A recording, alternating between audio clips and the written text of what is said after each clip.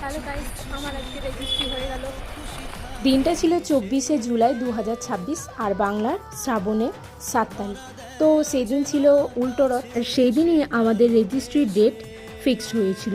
আমি ঠিক করেছিলাম যে রেজিস্ট্রির দিন একটু অন্যরকম লুক করব, মানে আমি সাউথ ইন্ডিয়ান লুক চেয়েছিলাম। আমার যার যা কোয়ারিজ ছিল সেই সমস্ত কোয়ারিজগুলো পূর্ণ করেছিল আমার দিদিভাই, মানে অর্পিতা দিদিভাই। একদিকে যেমন সে হচ্ছে একজন মেকআপ আর্টিস্ট, খুব সুন্দর সাজায়।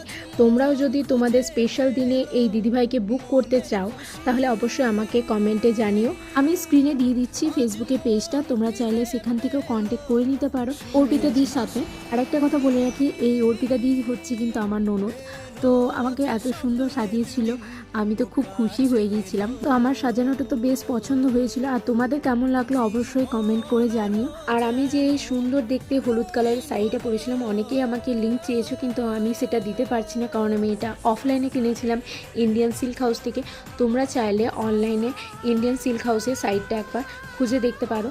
আর যে সমস্ত জুয়েলারিগুলো পরেছিলাম, সাউথ ইন্ডিয়ান লুকটা যেটা না পরলে ইনকমপ্লিট, মানে টেম্পল জুয়েলারিগুলো, সেগুলো কিন্তু আমি মিশো থেকে নিয়েছিলাম। ওটা চাইলে আমি তোমাদেরকে লিঙ্ক সেন্ড করে দেবো।